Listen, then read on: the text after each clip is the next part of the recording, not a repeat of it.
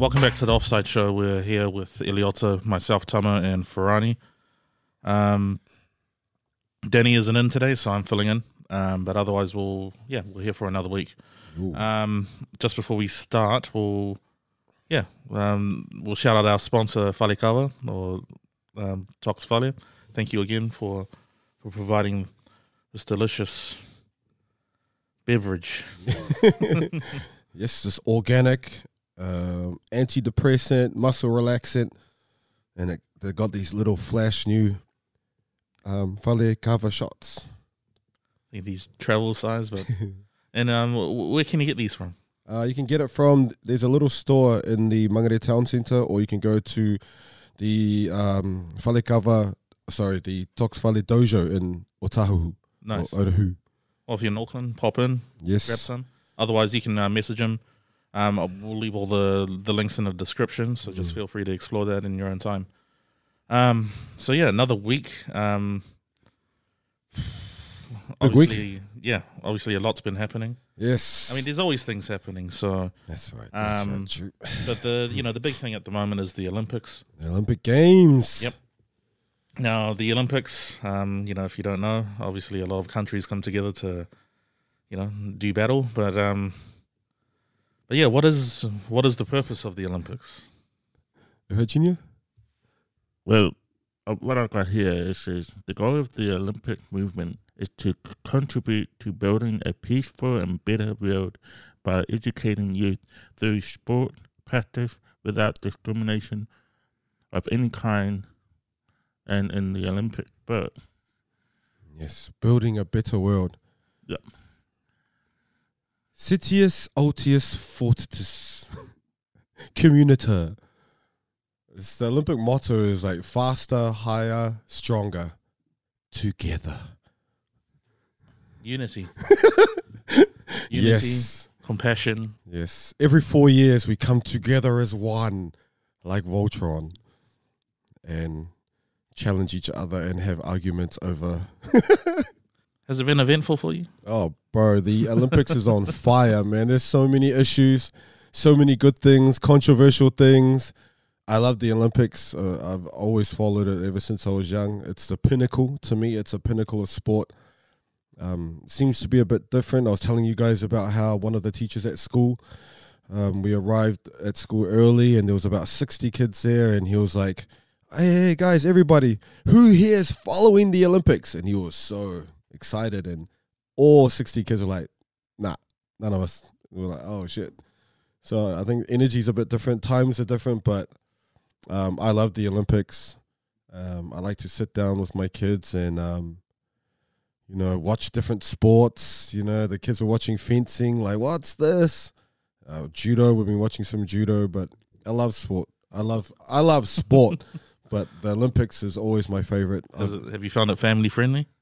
That's one of the controversial takes, eh? I didn't find the opening ceremony family friendly. I ended up turning it off. Not because of any religious stuff. It's just I didn't expect like a naked dude. And but that, I mean, you see that in a lot of things. So I mean, we'll jump into some of those details a bit later. Yeah, but I love the Olympics. I love the Olympics. I have trainings at like 5 o'clock in the morning, which I'm not going to any of them. I figure this is 2 weeks of the Olympics. Stay up late. Going to work like half asleep. My coffee intake has increased. But I love it, and like you said, it's eventful. There's so many things happening there. Well, how about we look at the like the Pacific involvement and Yes. participation. Let's put a lens on it. What are some standout stories for you so far? Yeah, already there's been awesome success stories coming out of the Pacific. Obviously, the Fijian Sevens team with their silver medal, that was their first loss in 3 Olympic Games. So over 12 years, they hadn't lost a game until that final. Man, against France. And that final was amazing. What's his name? The French had a guy who won World Player of the Year in 15s the year before Adi Savea. So Adi Savea is the 2023 World Player of the Year, but in 2022, it was Dupont, the halfback for France. Now, this year, he says he's not going to play any 15s rugby because he wants to focus on 7s. And, bro, he was amazing. Like, he was the difference. 2 tries, set up another one. And that was probably the difference in beating Fiji, was him. And Fiji, again, awesome. It just would have been interesting because Adi Savea started his New Zealand rugby career with the New Zealand Sevens, and the Ioane brothers, New Zealand Sevens. So it would have been interesting had they also, went for the Olympics. Yeah, stacked team. Yeah, bro. And like I said before, like, it would have been cool if Theodore McFarlane, like, if I was Brian Lima, I would have approached Theodore McFarlane and a couple of the wingers in the Manu Samoa to play 7s, because that Fijian team actually brought in 15s players from the Drua, not 7 specialists, so they brought in a lot of the 15s guys. So Fiji, obviously, they were awesome. The New Zealand Women's Sevens team have a lot of Pacific women in their team, and they were, again, back-to-back gold medal, which is awesome again. And there's also been a lot of Pacific people in I don't want to say colonizer countries, but in countries like America, Australia, New Zealand. One was, what's her name? They call her Spiff. Alex Cedric. So she was the one who scored the winning try for the American Sevens team. She went the length of the field. Game is over. They're down by 5. And she runs the length of the field. She's Samoan. And she scores a try under the post. They convert, and it's a bronze medal. And you know what I like about the American team is Olympics is everything for them. They only get like $30,000 if they win a gold, compared to like Hong Kong, who will get like 700,000. And you think America would get more, right? But Olympics means everything to them. So you see what that meant for them. So she's Samoan. There are some Samoans. There's a Samoan in the American volleyball team, the first Samoan. His name is Barrett Moangututia. And it's quite cool because his father went to the Winter Olympics and did bobsledding for American Samoa. Yeah, that's really cool, eh? And so he is the first Samoan to represent America in the volleyball team. Man, that's cool. That's really cool. And they also have a Hawaiian named Mika or Maika Ma'a. So there's a Hawaiian player in the American volleyball team. There's a Tahitian in the French surfing team. Vahine is her name. So Vahine, like Wahine, Fafine, is the same etymology. There's quite a few. There's is it Liti or Viti, the Tongan weightlifter for the New Zealand weightlifting team. So there's a lot of participation by Pacific people in the Olympics who have already participated and won medals or not, and there's still some to come. Tere Moana in the boxing, he represents Australia, but he is Cook Island, Puka Puka. And also in events, surfing is there, surfing being invented by Pacific people. Swimming is there, freestyle swimming. In 1898, the first time Australia saw freestyle swimming was a young child. It was a child who came from the Solomon Islands swimming in an under-10s race. And it was the first time they saw swimming. George Farmer wrote, what is this boy? This boy is amazing. His name was Alec Wickman, Solomon Islander kid. First time Australians had seen freestyle, but he called it a crawl. He's crawling through the water. And that was the first time Australians saw swimming. And obviously, like that. Yeah, obviously we've mentioned Duke Kahanamoku in 1912, gold medalist, which perfected the freestyle, which everybody does now. So, so there's Pacific involvement in the sports, and there's Pacific sports that were invented in the Pacific and that are in there in the Olympics as well. So Bit of legacy there. yeah, there's legacy that we should know and be proud of, And we should also go get back those skills that we had. Like swimming was an ancient skill.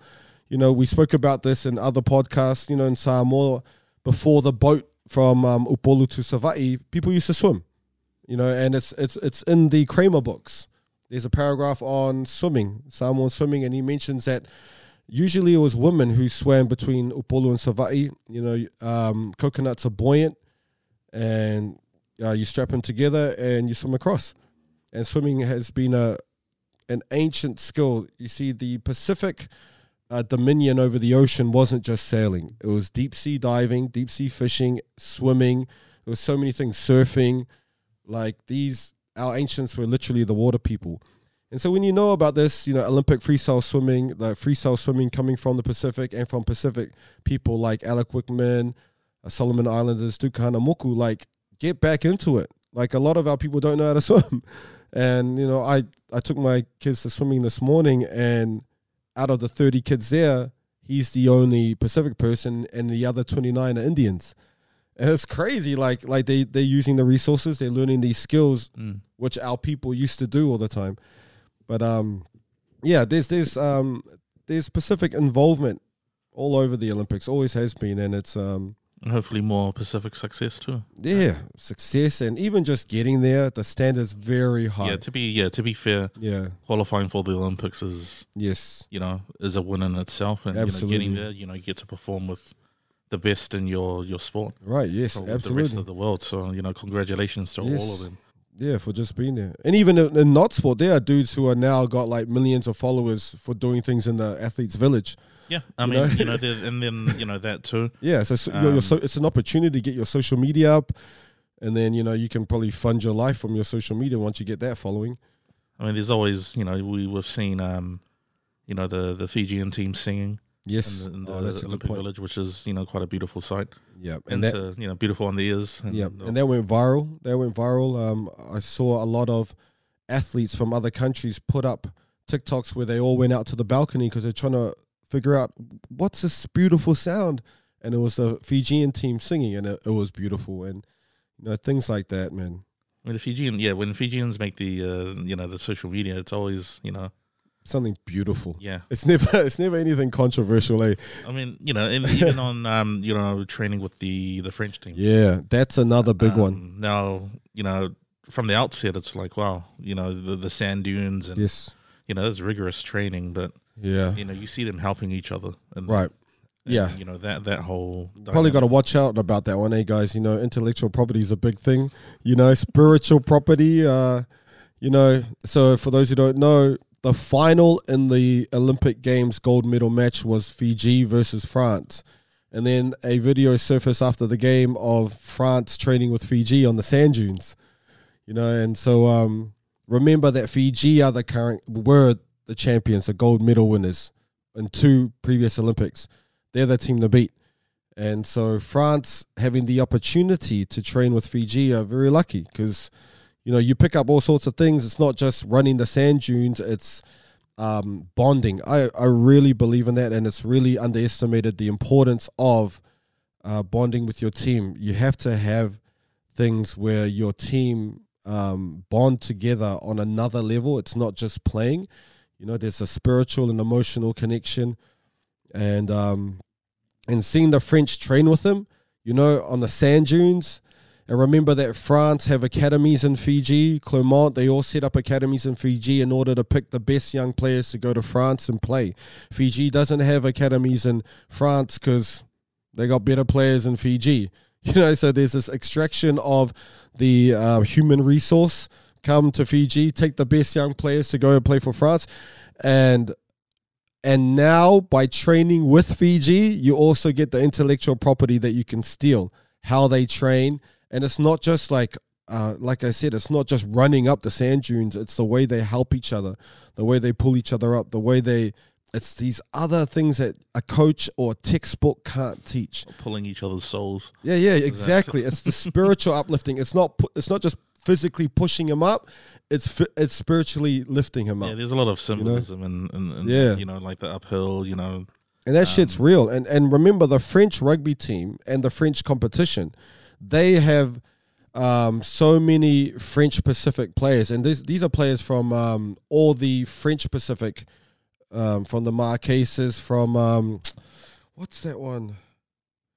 Oh man, I forgot. But in the Pacific, like we talk about how France has the most economic exclusion zones because they hold dominion over a lot of the Pacific Islands. Per capita, the most professional players actually come from the French Pacific territories. It's not Samoa or Tonga.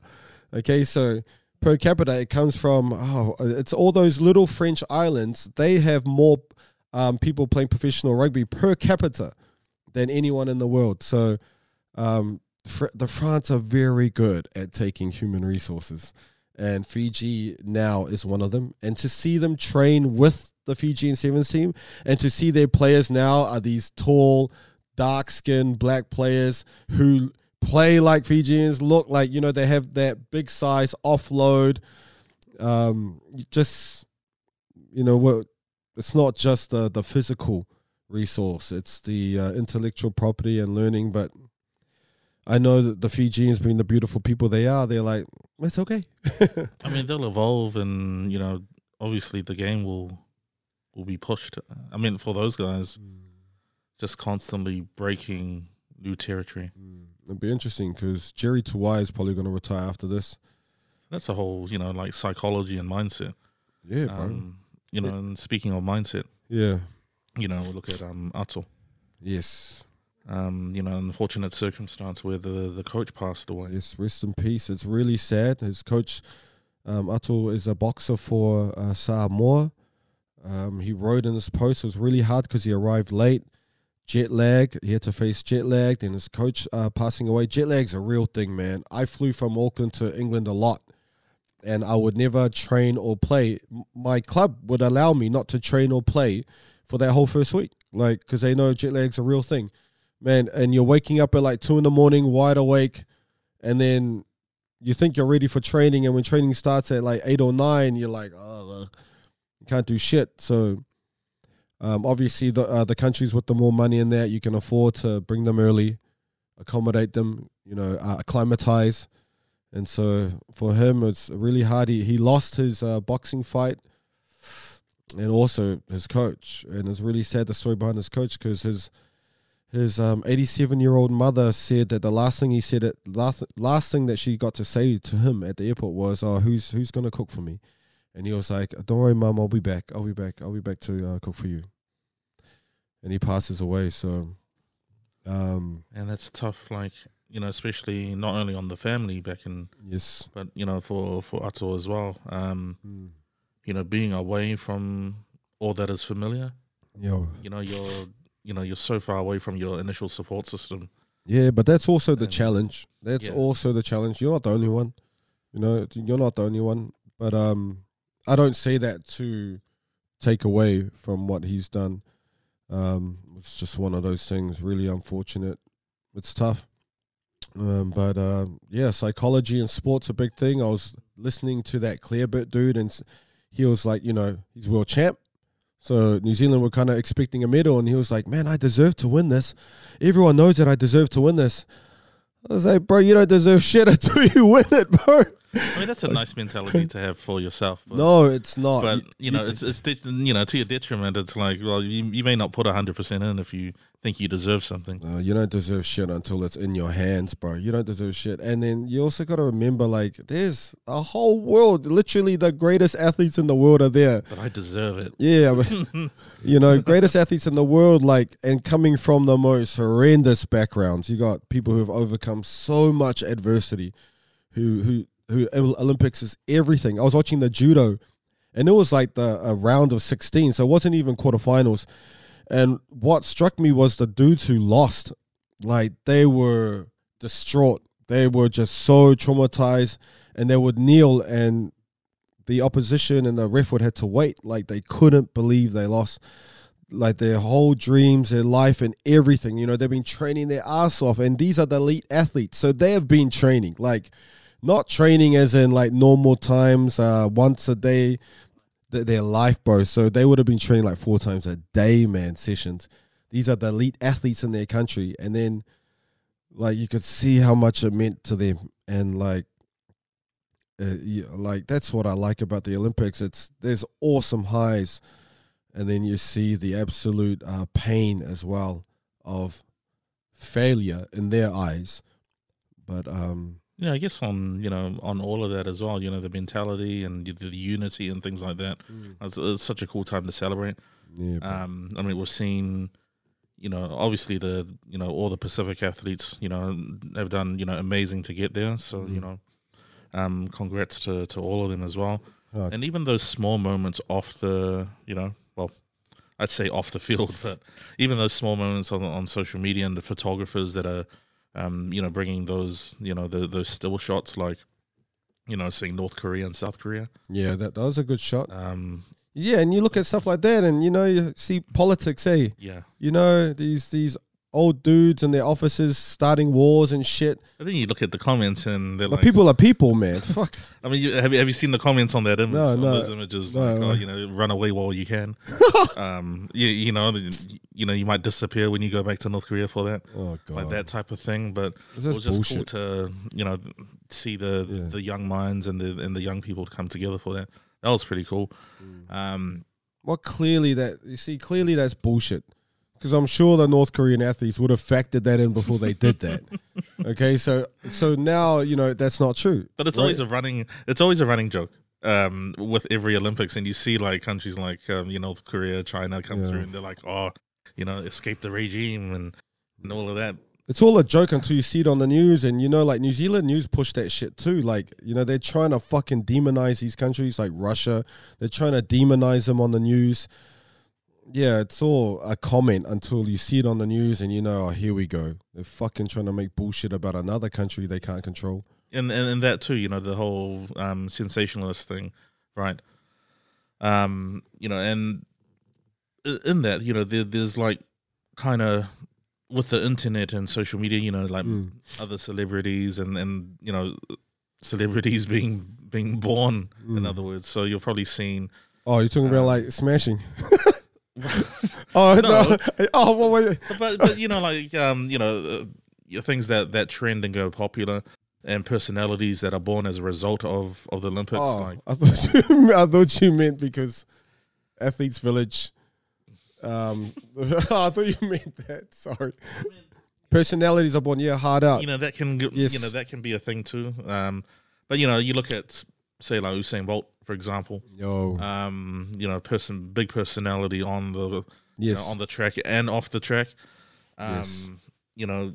Just what he brought to the Olympics, the eyes Yeah. he also took away from the Olympics too. What a legend, Dave. What a legend. And I don't know if we're. I mean, I'm guessing we're gonna see. I mean, the Olympics isn't over, so we're gonna see a few more personalities be born. Personalities grow. Like Sha'Carri Richardson, Yes, for example. yes. Already known for certain, Yes. but still room to grow. And to, I think she's got an upcoming event. Yep. The semis. She's in the 200, right? Yep. Um. I think it's 200, but yeah, Yes. I mean, she's again, eyes on her. Yes. And even the non-athletes like Snoop Dogg, Yo. that Mascot. kind of comic relief type Yeah. of thing. Like, if you don't know any athletes, you're like, oh, look, that's Snoop Dogg. Yes. Household name. I mean, obviously his story. Right. And then seeing him do fencing is probably Yeah. a funny thing. Yeah. Stuff like that is cool, man. And seeing him in the gymnastics, and it's really cool. Like you see athletes and celebrities to those who idolize that stuff, but you see them in a different element, in a different environment. Like I was watching, like Steph Curry was at the gymnastics. LeBron James was at the beach volleyball with his wife and his young girl, and his young girl's going, "Oh, shame, Dad," because he's dancing to the music, and you just see a whole different environment. You also see like how other athletes react to seeing other athletes. So there was that clip that went viral with the New Zealand Sevens player, Isaac Blyde, and she saw what's her name, the 100-meter Jamaican, what's it, Shelly-Ann Fraser-Price. She saw her, cried, and you see that develop into a friendship. She ran to her in her bare feet, and then Fraser-Price went to the New Zealand Sevens game, took photos with the team, and you see stuff like that. It's really cool, man. It's Olympics, and I think that's what it used to be. It used to be about like everybody coming together, having a good time, and then it's I mean, you worked so hard to get there. Why not? Why not? And these I mean, are obviously, don't compromise your your ability to perform. yeah. But like you're there, like Absolutely. everyone's put in, like everyone that's qualified put in the work. Yeah, and you're there with the other greatest athletes in the world. Like I remember saying, like, had I had the opportunity to do sevens, because there was no sevens when we were young in the Olympics, but if there was, I would have tried my best to go. I would have tried to get to the Olympics. And had I got to the Olympics, my generation would have been Usain Bolt in the Olympic Village. Man, like, I wouldn't even care where we would have come. Oh, mind you, I mean, you give your best, but, you get the opportunity to go selfies with all these stars and Well, even networking, networking as well. And so now the New Zealand Sevens obviously now have that network now connection to, Jamaican sprinting. And you see businesses now it's not like everyone's an employee anymore. The way to make money is how creative you are with your networks and your social media, and everyone is essentially like everyone is a business Yeah. man and not necessarily a businessman or a business person. Like, you are the business, especially these elite athletes.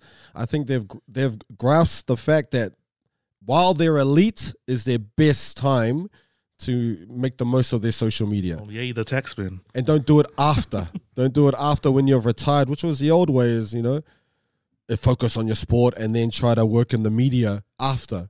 But now the athlete is the media. This is the new media. Draymond Green show. Bro, that dude did his podcast right after his game. You know what I mean? So now these athletes understand that they right now in this moment have the best chance to maximize their identity, their image and likeness as a business. Because all of those athletes are accessible. Yes. Well, the majority anyway. Well, that's what social media does, though. Yeah, It allows accessibility, It's right? like, now I can just leave a comment on one of their photos Yes. and, by the chance they may read it. But Right. like that interaction. And all her fans become Yeah. my fans, and all my fans become her fans. Because, Because once you start tagging each other and Yes. then, the values of this Right. athlete, you're like, oh, they hang out with this person. You're like, oh, okay, I may like that person too. And the Jamaican mainstream media did stories on it. They actually went and interviewed the New Zealand rugby team about the story. See, and that's the thing. Like, you just become a walking ambassador for what you represent.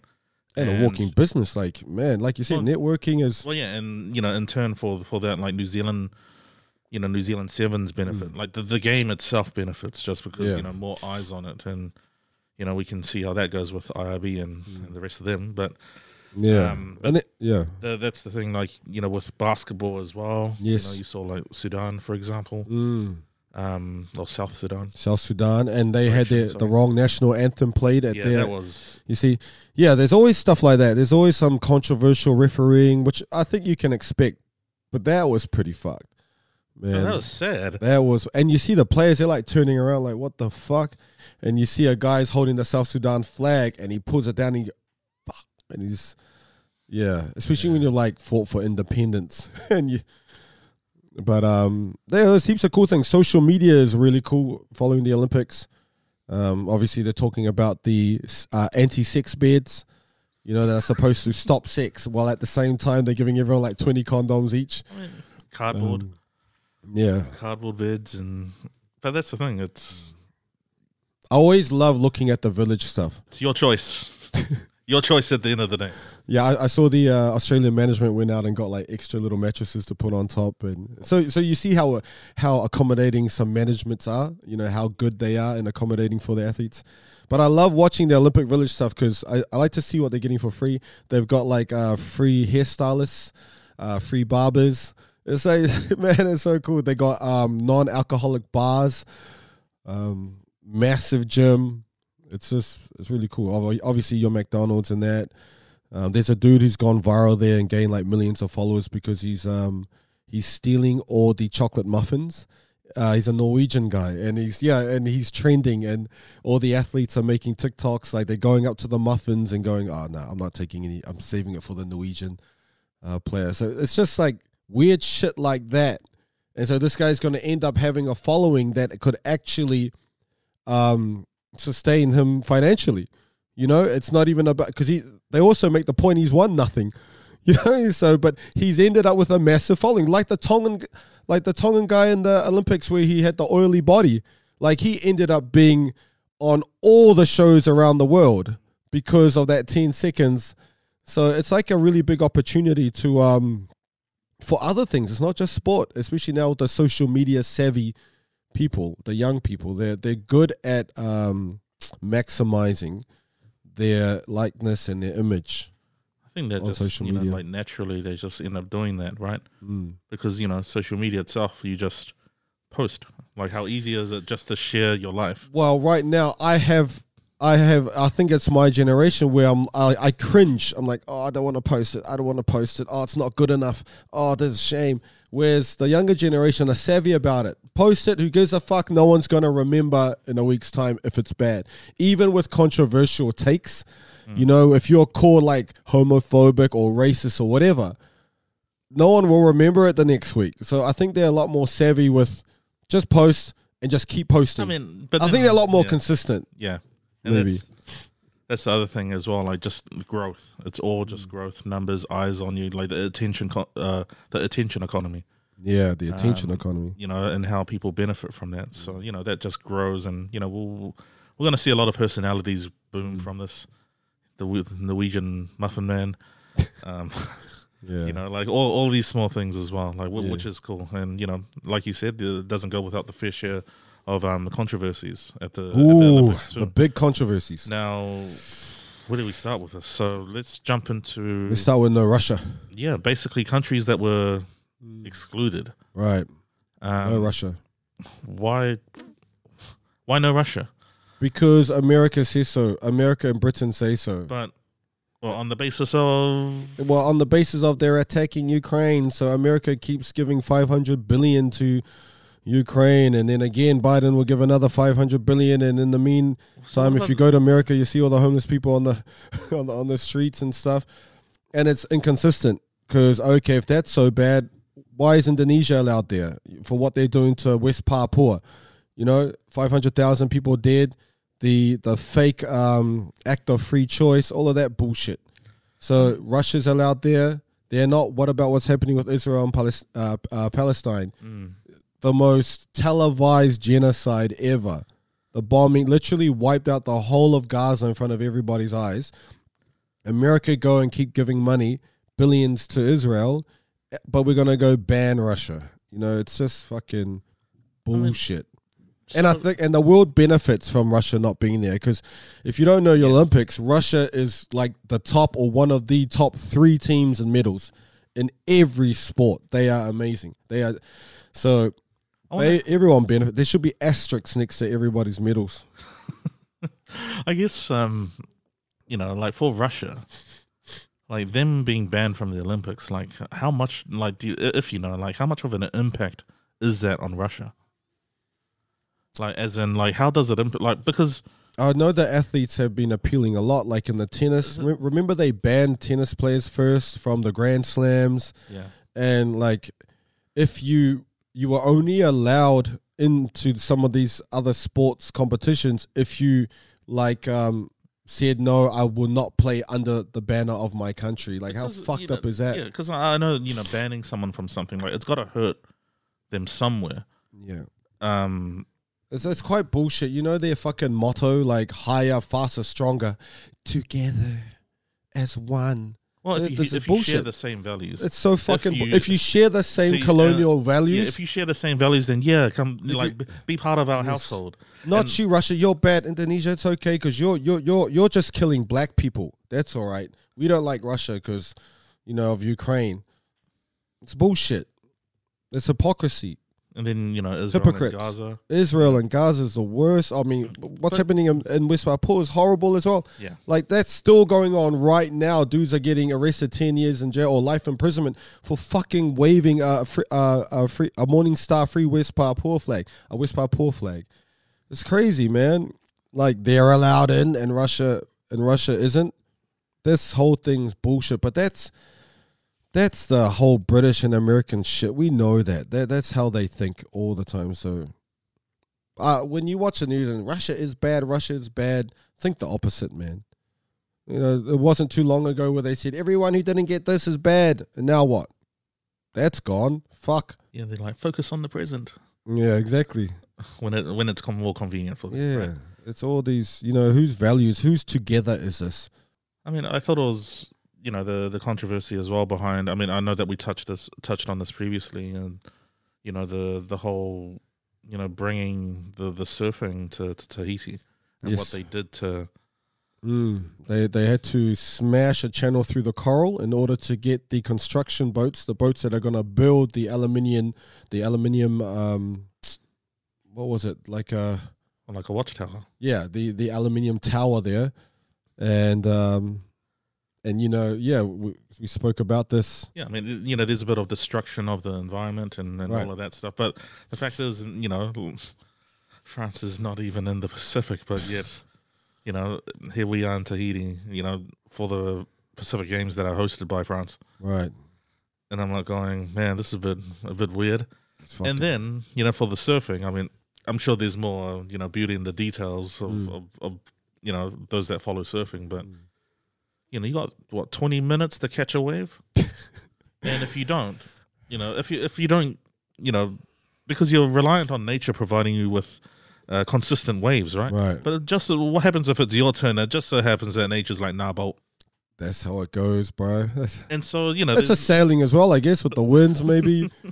Oh man. nah, bolt, 20 minutes, you could be the best in the world, and I didn't get the right wave. Right. And damn, like that's a bit sad, but you know, you Yeah. It's sad. It's really. like yeah. all that for that event. And the irony, like the French Catholics were the ones who fucking banned that shit. You know, it's like it was the French who came to the Pacific and Tahiti and that, and their missionaries banned surfing. They've moved on from their. I can see it in the comments already. Oh gosh. I can see the comments. Oh, that was a long time ago. We get over it. No, it's quite funny. It's quite funny. But you know, we need to remember these things. Yeah. See the hypocrisy in it all. Yeah, let's have a look at the ceremony. The open ceremony Yeah. of the Olympics. There's a lot of talk. Like it's basically centered. Like a lot of the talk over the last, I'm guessing, week or since it's opened Yes. has been around the ceremony. Yes. I mean, I personally feel it's a bit sad because, you know, again, and I mean, it does take away a bit from the athletes in a sense. You know, we'll come together to celebrate, but it is important because, you know, there's a lot of varying views on this. And again, whether it challenges the, you know, the definition of the Olympics or what they aim to do, which is, you know, uphold values. Together. Yeah, uphold values together. And what does that look like? Because clearly the world isn't together when it comes to the open ceremony. Everyone's on, you know, the spectrum of opinion, Yes. massive. Together is very hard when you have people with different religions, different walks of life, you know, different beliefs and opinions on shit. But the opening ceremony was different. I didn't even know this until I was watching it. Like, it wasn't in the stadium.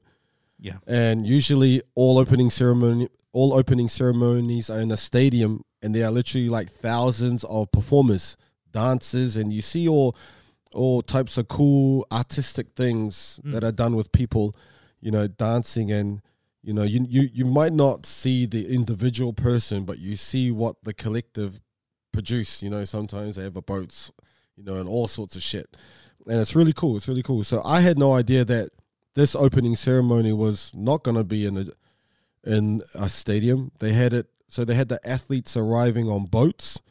The countries all brought out on boats, and on some social media they actually showed that a lot of the athletes weren't there because the Olympics actually started before the opening ceremony, like sevens, for example. Yeah, so there were a lot of events that were on before the Olympics opening ceremony, and there were a lot of events on the next day. So a lot of the athletes, all the athletes got all dressed up, but only some were able to go on the boat. And while the others are watching in their uniform, and they're just like having a croissant or a croissant and a tea while watching it. But that wasn't the controversial thing. That was very different. The opening ceremony was different. It was different. It wasn't the thousands of dancers like what usually happens.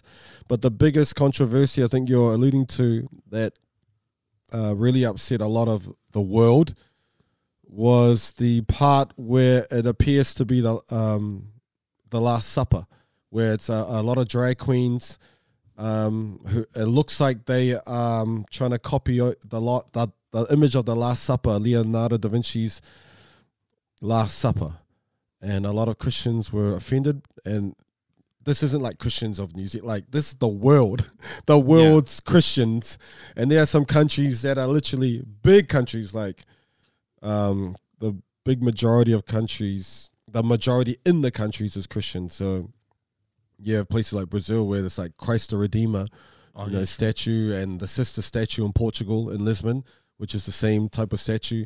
So you have countries that are full on Christian who saw that and were very offended by it. With the drag queens, with the blue naked guy in front on the table, on the table as well. And that went viral for days, man. There were protests in France, which they didn't show. They didn't show that French Christians protested that. And they showed up en masse around the Eiffel Tower and around that region to protest in Paris. There were lots of protests around the world. There were lots of athletes, who are Christian. And we saw I think she's Brazilian, but the young skateboarder who knew that if you mention Jesus or God in an interview, thank you, Lord, I like to first and foremost thank God, that you always get that cut out. It always gets cut out. And then the rest of the interview will be showed. So she signed it, that Jesus is the way and all of this. So she signed it and it was shown. So a lot of Christians around the world were very offended by that. And the Olympic Committee, it's quite funny, the Olympic Committee came out first and said it's not the Last Supper. It looks like it's the Last Supper, but it's actually the blue naked guy is Dionysus, which is the Greek god of fertility and wine and pleasure. But those are the nice words for saying drunkenness, orgies, debauchery. It's like excessive drunkenness, wild pleasure. So that's Dionysus, which is Bacchus, I think, is the Romans. So it's like they try to say, no, it's the feast. It's the Greek feast, but it's actually the Greek orgy, which is why you see it's really provocative. So they stop the praise of Jesus, but they, and I'm guessing that's where a lot of people are inflamed about that as well. Because there was also that Brazilian surfer, right? That had the surfboard, Christ the Redeemer on it, and you're not allowed it. You're not allowed it. Yeah. So people were drawing parallels to that, going, "Hey, you can't do this because you can't have any religious insignia and all of that leaning in in the Olympics." Right. But yet, people are calling this, a shot at Christianity. Oh yeah, absolutely. And for me, I don't believe it's. I believe it's fully. I actually think it is a mockery of the Last Supper. I know the Olympic Committee is trying to say, no, it wasn't. We were depicting Dionysus and the orgy and the feast. The feast and the the party. The party has begun. Using Greek mythology. Right, so if you go watch the Greek Olympics in 2004, they did not use Dionysus in the opening ceremony. So, the Greeks will show you how to use Greek mythology. That's their mythology, their history, their culture. And they've gone and tried to say, oh, no, this is Greek mythology. But if the Greeks don't do it, bro, why would you do it? So I don't think it is that. I think they've tried to put in Dionysus, the orgy, and all of that. Yes, they're trying to promote the whole sexual thing and all of that. And the cardboard beds probably explains that. Yeah, and I think it was, and I think they know what it is because the Olympic YouTube channel, they took down their own fucking opening ceremony. That's crazy. They know what they did is highly offensive, and they've taken it down. They've taken down their own opening ceremony from YouTube. That's fucking crazy. So I think it was bad taste. the Olympics for years and generations have made billions, trillions off of athletes, right? You know, everyone knows. I mean, you can go on about Joe Rogan or whatever, but it is crowds have been paying money. Corporations have been sponsoring, you know, giving billions to all of this, and they've made money off the athlete. And a lot of these athletes are full on Christian. Like, they've made billions off Christian athletes. And for them to do something like that, yeah, it's pretty bad taste. And they can argue all they want. No, it's Greek mythology. Well, that's even worse because the Greeks didn't even do it in their opening ceremony. So the French went and took the fucking Greek mythology on Dionysus and orgies and all of that and put it in the fucking opening ceremony when the Greeks would never do that. Like, their one was about Apollo and Zeus, and, you know, they didn't even do it. But it's, you know, like, so where are the woke people at with the appropriation? And, you know, it's like, oh, fuck, it's just... Like, even Iran was up in arms about, you know, about this because, you know, I think they summoned the French ambassador on their end. They were like, hey, like, this is, you know, Jesus is still a revered figure, you know, you know, in their religious, you know, books as well. So, you know, like hearing that, like, you know, it's a worldly outrage. Yeah, it is a worldly outrage. And I understand, we understand, like, we talk about Christianity a lot because Christianity did a lot of destruction in the Pacific. All right, that's just a fact. Like, banned everything, holy stoned Pacific people, tied them to trees and scraped off their tattoos with fucking stones and left them there to bleed to death, which is why in Cook Islands and all these other countries, they used to have to pay. They don't. Christianity banned surfing, banned inter-island travel, banned tattooing, banned singing, banned flowers. Like, yeah, Christianity had a massive negative effect on the Pacific. I understand that. And so when I'm looking at this, I'm not looking at it as a Christian or whatever, but I think they clearly knew what they were doing. I think with the girl in the middle with the halo around her, I think they thought they could get away with mocking Christianity because it's all part of this agenda. It's all tied together, you know? And that's the other agenda and all that shit. Yeah, I guess the Samoans were fucked, man. I saw it. Bro, they were pissed off with it. Of course, Samoa being a very Christian Samoa's relationship with Christianity. Yeah. Obviously is in the high 90s. Yeah. Percentage wise, I mean. Yeah, man, it's got a lot of people divided. And not divided, but it's actually shown a mirror again. I mean, as you know, the purpose of the Olympics is to, you know, showcase the values that all these countries supposedly agree on, or there's a big anti-Christian push. A new one. There's a big anti-Christian push that's coming through. Now, we have to be careful because anti-Christian does not mean pro-Indigenous. And that's the big thing. Because if you know your Indigenous history, Christianity did so much damage, okay, to our cultures, right? And so one would think that the anti-Christian push means the survival of our cultures. But you see Macron, the president of France, is part of this anti-Christian push, but he was in New Caledonia like 2 months ago, suppressing the indigenous uprising, took the fucking French army to New Caledonia, killed several indigenous people, made sure that they do not rebel against French dominion over that region. So you can see that the anti-Christian push is not with a rise in indigenous and a release of colonial power, right? So the anti-Christian push still requires the suppression and the subjugation of indigenous people. Okay, so that's what we cannot get sucked in. You know, if you know your Pacific history, you will know you can see why people would be anti-Christian. I understand because of all the damage they did, but be careful because when this new thing that's coming in that's anti-Christian is not pro-indigenous rising. It still requires the woke shit still wants the subjugation of indigenous people. We saw that with Macron and what the French did just 2 months ago. They fucking went in there, fucking not try to talk shit over. They went in there with the fucking army and shot up New Caledonia. people completely armless who were just protesting. Bang, bang, bang. So this woke colonial thing that's coming out, it does not mean the rise of indigenous. Okay, it still requires the same dominion over our minds and our resources. So yeah, basically an attack, a dismantling.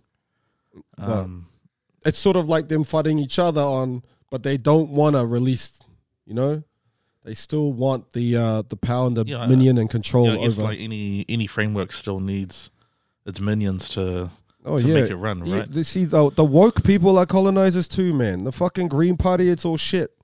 All that woke shit. It's fucking still colonial woke shit. It's still colonizer, but just a nice fluffy colonizer. You got the fucking straight up colonizer, and you got these fucking woke people who are dodgy as shit. I guess it's what is it? The con artistry. Yeah, bro. Or a con man. So just be careful, because I know a lot of our Pacific people are anti-Christian, and I don't blame them with the history that has happened, but they think that the colonizers who are anti-Christian are also pro-indigenous. They're not. They're anti-Christian, but also still anti-indigenous. Okay, so just be careful. We saw that Macron, they're anti-Christian with these trying to mock the Last Supper, but at the same time suppressing the indigenous uprising. So, I guess on that note, then, the whole antiness of Christianity, and the agendas that are being pushed. The one that runs parallel or very interlinked with that is, the transgender, the idea of a woman. Yes. Or man, or whatever it is, the redefinition of that. That's another big one, eh? Now that's in the air at the moment, based off the boxing. Yes. That happened. Ayman, yes, the Algerian boxer. And you've got on one hand people are saying, this isn't right. Mm-hmm. This is a man basically punching a woman. Yes. And then on the other hand, you've got people saying, oh no, this person was biologically a woman, born a woman, high testosterone, heading into the biology side of things. And then, that train of thought or that road of thought regarding biology and, and what this means. And, especially in sport where, sports rely on categories to be defined. Absolutely. And so if the lines aren't drawn, why have a sport? It's just going to be a massive gray area. Yes. But yeah, to focus on that then, what were your initial thoughts on this whole thing? Like, I guess it's, whether you want to start with the facts or whether you just want to jump straight into it, but your thoughts. I'll try to remember the line. So bring me back to the line if I get too carried away. You're so right. Sports requires a definitive line. Yeah. You're a man, you complete with the man or the woman. And it requires a definitive line. Now, the problem is the context of this is that everything that's happened before. So with Leah Thomas, the American swimmer who was a man, with Laurel Hubbard, who was a man, born a man, who won gold medal in the 2019 South Pacific Games. Yeah. Right? Laurel Hubbard won gold. She'd already competed as a man before. She won gold in 2019. Feangainga Stowers silver, and Yungiara Sipaia, who is the flag bearer in this Olympics, she won bronze. Okay, so there's that. There was that context. There was a context of Leah Thomas in the swimming, and the recent rulings. For example, rugby league, they have now come out and said transgender are not allowed to play sport, and it's just that. There's no chemical testing or whatever, testosterone or XY chromosomes or whatever. The Olympic Committee have said now it's up to each individual sporting organization to sort out what's their definition of man and woman. And so every sort of sport has a different definition of, and so there's so much happening before this that have led to everyone's heightened sensitivity over all this shit. So the first reaction is the overreaction. Okay. And because of everything that's happened. Like what happened in the South Pacific Games in 2019, in my opinion, was fucked up. Okay, so biological male won gold ahead of 2 Samoan women. And there, at that time, the testosterone levels had to be, I think it was 10 or 5 nanomoles per liter. And you had to have kept it low for like 12 months. And then later on, it's changed to in 2023, the World Athletics body have made it even tougher. So their one is like 2.5 nanomoles per liter, but you have had to kept it low for 24 months. And all of this is coming because transgender, like Leah Thomas was winning all the swimming in America, in college America. There were runners who were winning the races, transgender runners who were winning the races. And so all of this is happening. And people are like, what the fuck? This is bullshit. In Samoa in 2019, when that happened, people went crazy. The Prime Minister came out and said this was bullshit. The Prime Minister of Samoa, the chief editor of the Samoan Observer, Kini Lesa, did a massive article. This is bullshit. You know, the sports minister came out and said, we need Fa'afafine to go and win all of these and beat all these other transgender. And so there's all of this happening. In America, you know, everyone's getting angry, you know, like what's being done? Protect women's sport, safety of women and all of that. And so now we come to the Olympics and everyone's fucking on edge. Like any fucking, you know, sniff on this issue is going to blow up. And it's blowed up. Blowed? And it blew up. Yeah, blown up. Yeah, blowing. And it's blowing up. Like fucking everything is about this issue. And again, you know, so for a time it was testosterone levels. And this boxer was disqualified from the IBA World Championship. And they've come out and said that they did a test on her, but we won't disclose what it is. And that's why we disqualified her. The speculation was because she had XY chromosomes, so XX being female, XY being male. Then we've had the Olympic Committee say we're taking away the testosterone requirements, and it's up to individual sports. So that's an interesting. I mean, you know, you're relying on the experts, the authority, the experts of those particular sports to make a ruling. Like, it does seem like a cop-out in a sense, but the problem is it's really inconsistent. So with the boxing, they're saying she's biologically a female, born a female. She just happens to have high testosterone. But in the World Athletics body, they've decreased the testosterone levels that you're allowed. So Caster Semenya, the former gold medalist, the African woman, is still not allowed to participate because she has naturally high testosterone levels. So in one, you can perform with high testosterone levels, and another you can't, even though she's naturally a woman with or intersex, basically, but with high testosterone levels. Yeah. And it's just all over the place. And I think it's just going to get worse before it gets better. I just see, you know, with nature, there are no categories. I was saying this in the first take, but there are no categories. Like they always say, all mammals are born live, except these ones. You know, all reptiles have this, and this, except these ones. There are no definite lines in the sand, and the same with these humans. Like all women have vagina, ovaries, sexual organs. But the testosterone level might vary. It could be really high, it could be really low, but they're still women. You know what I mean? So now they're putting a testosterone limit to be a woman, and that's the only requirement is the testosterone level. And so in order to keep your testosterone level down, which is what Caster Semenya was on about, which is why she appealed not only to like world governing sporting bodies, she appealed to human rights bodies. You know, because it's really not an attack, but you're drawing a line in the sand at the essence of a human. But really. Testosterone levels, like you think it'll be something else besides testosterone levels, because women naturally all sorts. Everyone's naturally all sorts, you know. There's no definite line. So she says that she can't take these fucking drugs. You know, I can't suppress my body with these drugs. They have a really bad effect on me. And fair enough, which comes to your point, like the whole anti-doping thing.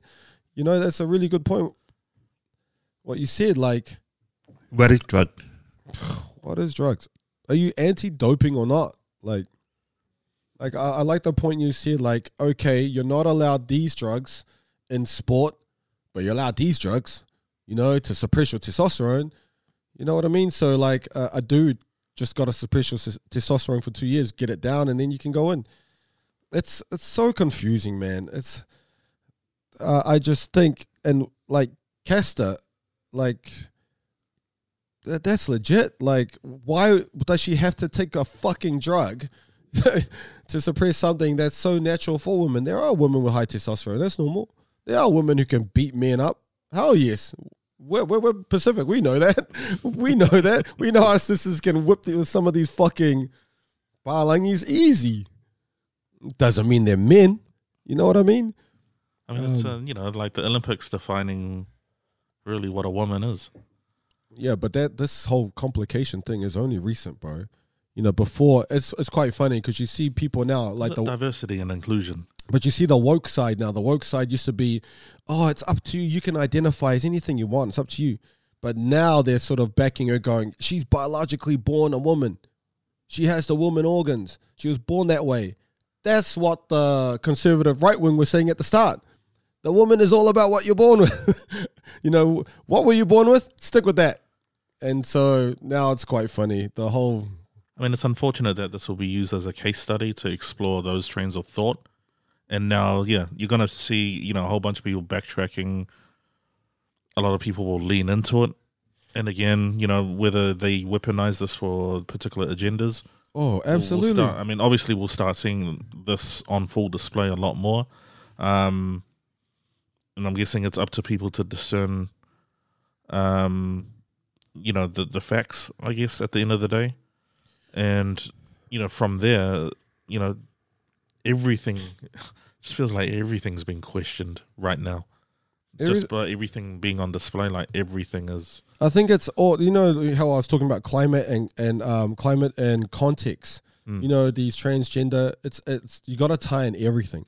The whole drag queen readings at libraries, you know, all of that shit. You know, we just talked about what was it, Nick Skull Wins, and how they changed the truth, you know, to fit in the promotion, to promote this character as transgender. You know, like she scored the winning goal. She didn't. There was another Samoan lad. She was captain. No, she wasn't. There was another Samoan lad. She received abusive, transphobic comments from a coach. No, that's untrue. And even she says it's untrue. So I think there's all of this shit going on. And they put it under, what is it? An artistic license. That's usually the term thrown around. Oh, you know, it's under an artistic license for us to, right. You know, to deviate right from the original material, and yeah, to tell a lie, to change. But like, there's a lot of pushback, and I think we're seeing it. Like, people just got angry at this straight from the start because they're fucking sick of it. Like, fuck that, you know. Oh, that's a man, just straight up. Yeah, do you feel like it's like a you know, they're just poking the audience just to see how far they can push? Yeah, absolutely, man. And then too far. Too far. Yes. I mean, yeah, I'm guessing in the past they've probably done that with certain, you know, what is it? You nudge the public.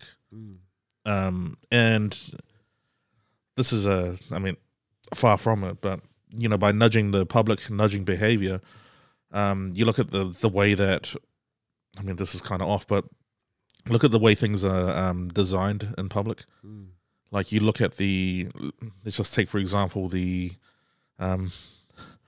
I don't know, you probably long time, maybe you haven't been on Queen Street for a while. No, I haven't. What?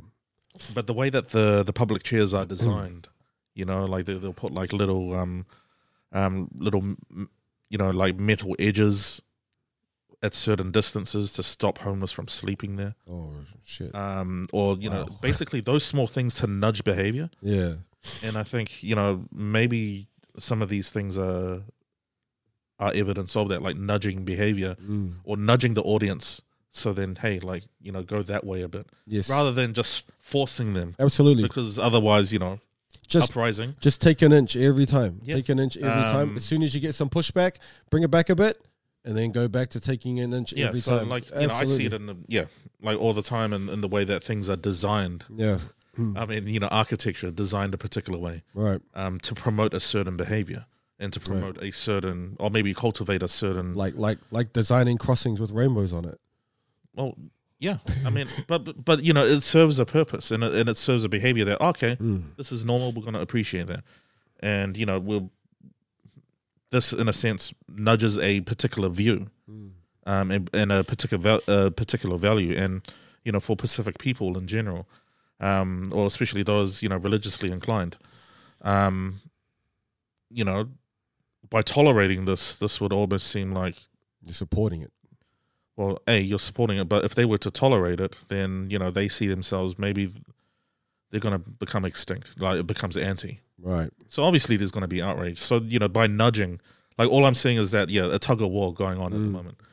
Yeah, and that's where a lot of the pushback to this agenda, this wokeness, is coming from Christianity.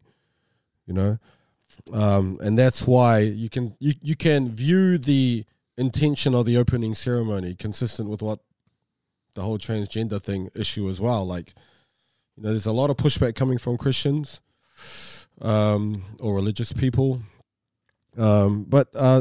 Just with Casa Semenya, I think that we just got to mention it. Like DSD differences in sexual development is a thing. Intersex is the old term for it. Excuse me.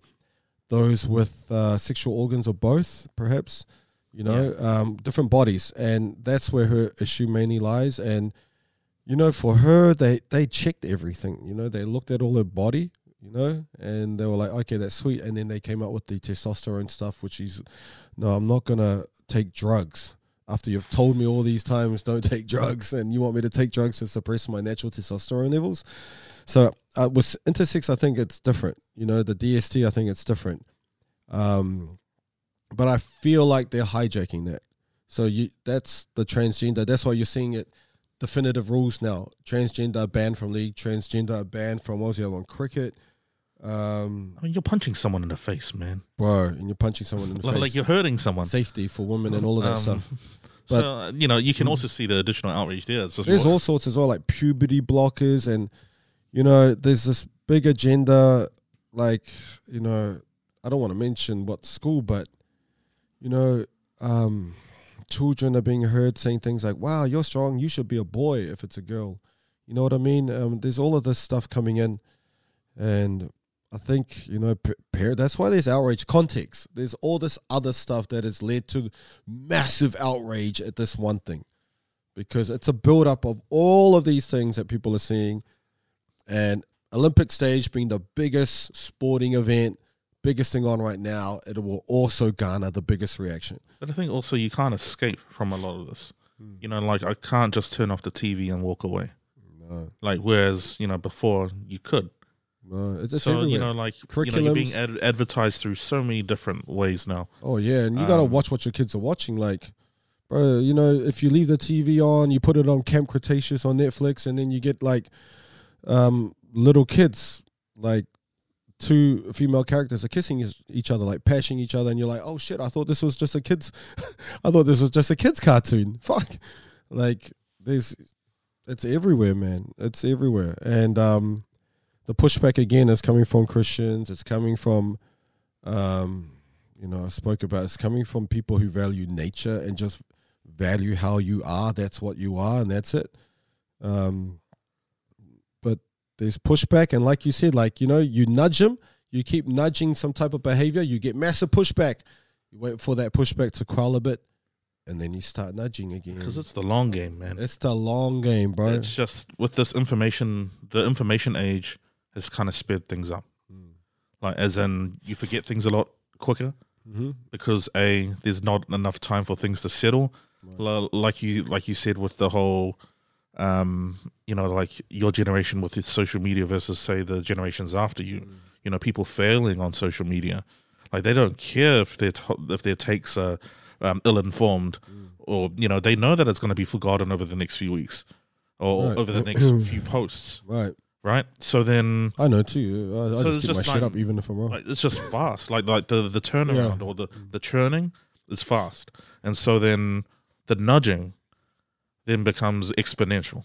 Right. So, you might have one person saying it, and then all of a sudden the algorithm's just like, okay, a lot of people tuned into that. And people And get then- tired of fucking pushing back as well. Like, you repeat a lie enough, people will end up believing it because they're just tired of pushing back all the fucking time.